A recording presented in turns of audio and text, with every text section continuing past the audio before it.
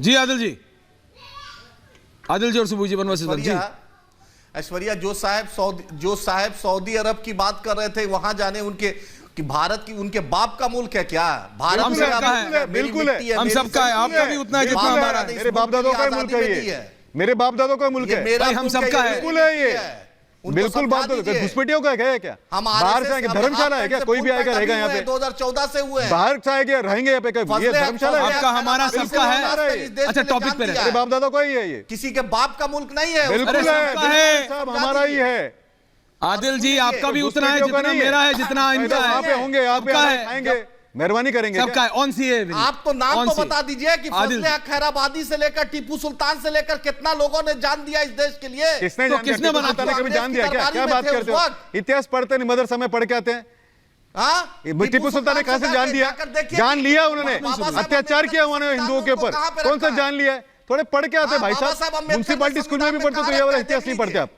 इसीलिए कहते कि अच्छे स्कूल में पढ़ते सर, तो ये नहीं होता था कम से कम। नहीं यहाँ पे पढ़ के आते हैं, ना तो इतिहास मालूम है, ना उनको करंट मालूम है, ज्योग्राफी। एक राज्य सरकार बोलती है कि नागरिकता नहीं देंगे, सीएए लागू नहीं करेंगे। सब सीएए केंद्र के सरकार की लिस्ट में आता है, राज्य सरकार की लिस्ट में नहीं आता है। दूसरे यहाँ पे बैठे हुए हैं, इतिहास पता नहीं। टीपू सुल्तान जो था आतताई था साहब, आतताई था, आतताई। जितना ज्ञान दे रहे कहां से राष्ट्र के लिए जिन्होंने जान दे दिया? क्या कर रहे हैं भाई साहब? पढ़ लेते, किताब पढ़ी आप? मोदी जी पढ़ लेते सर, अच्छा रहेगा उनके पास डिग्री दिखाने के लिए। इसीलिए कहा कि कोई अरे म्युनिसिपैलिटी स्कूल में पढ़ते तो ये नहीं बोलते साहब। डिग्री जाके ज्ञान दो। चलिए ओके ठीक है, एंडिंग कमेंट सुबह खान। सुबह ऐश्वर्या देखिए, अभी असदुद्दीन ओवैसी साहब के जो प्रवक्ता हैं उनको बुरा लग रहा था कि आप ऐसे क्यों कह रहे हैं कि भारत आपका देश नहीं है। असल में जो सही मुसलमान है ना, जो देश का भला चाहते भी हैं, उनको भी गाली आप जैसे लोगों के कारण पड़ती है। जब आप मुसलमान को भड़का देते हैं, एक सीएए कानून जिसमें मुसलमान शब्द नहीं है, सीएए कानून जो नागरिकता देने की बात है, नागरिकता लेने की बात नहीं है, उसमें आप और आपके असदुद्दीन ओवैसी साहब मुसलमानों को सिर्फ भड़काने की कोशिश क्यों करते हैं? इंशाअल्लाह एक दिन मुसलमान बच्ची भारत की प्रधानमंत्री बनेगी। ये बकवास बोलते हैं नेशनल टीवी पर, और हैदराबाद में छोटी छोटी 12-12 साल की मुसलमान बच्चियों को अरब के शेखों को बेचते हैं। ये दोहरा चरित्र है आपके ओवैसी साहब का। आप जैसे डबल स्टैंडर्ड्स और सिर्फ नाम के ढोंगी मुसलमानों के कारण जो सच्चा मुसलमान है उसको भी लोग शक की नजर से देखते हैं। देखिए ओके ठीक है, ending comments, ending comments Bharat में ओके सुबोई जी, मैं फिर कह रहा हूँ सुबोई जी, तो दूसरे देशों के अल्पसंख्यकों को वो सुविधाएं, वो सुरक्षा क्यों ना मिले? सबको देखिए, ये नागरिकता देने का कानून है, लेने का नहीं। रिजवी जी 30 दूंगा यार, किताब का तुमने नाम ढूंढ लिया ना गूगल पे। ऐश्वर्या जी रिलैक्स करो रिजवी जी। ऐश्वर्या जी बिल्कुल ये आप सही कह रहे हैं।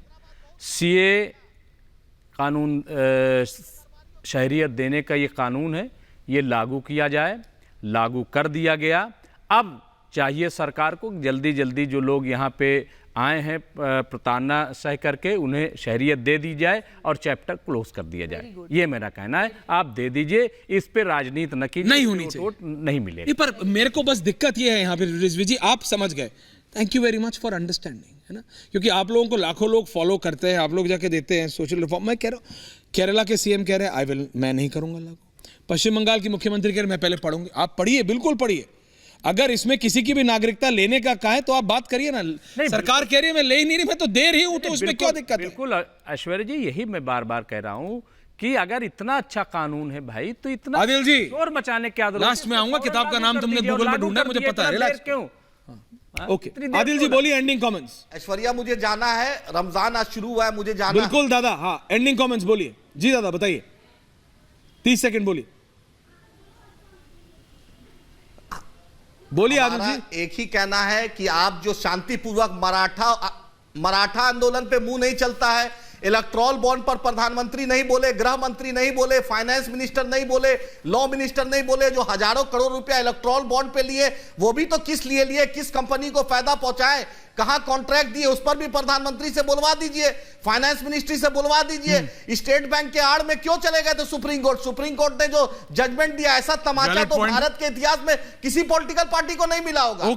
जो आपने भ्रष्टाचार का, मनी लॉन्ड्रिंग का जो नया रास्ता खोजा था, तो आपके सामने तो बीजेपी वहां पे बिल्कुल है हाँ, और मराठा आंदोलन करे तो जायज है। नहीं, देखिए इलेक्टोरल बॉन्ड्स वाली बात सही है आनंद विजय जी, लेकिन किताब का नाम ढूंढना है इन्होंने गूगल बाबा से, बताओ। मैं आपको बता दूं, अभी विनीत जी ने दो बड़ी आपत्तिजनक बातें करी। एक टीपू सुल्तान के बारे में बात करी। टीपू सुल्तान के बारे में अगर आपको हिस्ट्री नहीं पता तो पढ़ लीजिएगा। देश के संविधान के ऊपर चित्र है उनकी, और अगर आप चाहते हैं कि उनको हटाना तो बदल दीजिए फिर संविधान को, जैसा कि भारतीय जनता पार्टी के नेता आकर के कह रहे हैं कि हमको 400 सीटें दो तो हम इस देश का संविधान बदल देंगे। ये चुनाव देश के संविधान को बचाने के लिए है। तीसरी सबसे बड़ी बात, हम बाबा साहब भीमराव अंबेडकर के संविधान को दिए हुए को मानते हैं और यहां भारत में इसीलिए हम मजबूती के साथ हैं। जिस दिन और हमेशा होंगे, और हमेशा इनकी मोहताजगी पे नहीं है, किसी की नहीं है, भारतीय जनता पार्टी की मोहताजगी पे कोई नहीं है, उनकी जूतों कांग्रेस पे भी नहीं है कोई। सुनो, नहीं, जूता चप्पल सब अलग है ना, कांग्रेस ना बीजेपी किसी भी नहीं, जनता है, जनता जनाब। संविधान सर्वोपरि बोलो, अरे बोलो संविधान सर्वोपरि, बाकी सब हटाओ बस, ठीक है। भारतीय जनता पार्टी से बोलना पड़ेगा, नहीं बोलेंगे तो रहेंगे कैसे? संविधान सर्वोपरि। अनंत विजय जी, ओनली नहीं विनीत काम डाउन, ओनली अनंत विजय, संविधान, ओनली अनंत विजय, अनंत विजय जी, ये सब हो गया, सीए हो गया, लेकिन ये जो इलेक्ट्रॉल बॉन्ड्स वाली बात है, last 45 seconds I am giving to Anant Vijay, इस पे बीजेपी तो कहा जा रहा है कि बीजेपी फंस गई। अनंत विजय, अच्छा कैसे फंस गई बीजेपी, ये कोई समझा दे हमें। यही तो नहीं मैं पता, तो ये कह रहा हूं, लेकिन कह रहे हैं सब फंस गए। ऑब्जर्वेशन और अमेजिंग बात तो ये है, आप समझ नहीं, आप मेरा सवाल समझ गए इसलिए आप समझे। सब बोल रहे हैं फंस गए।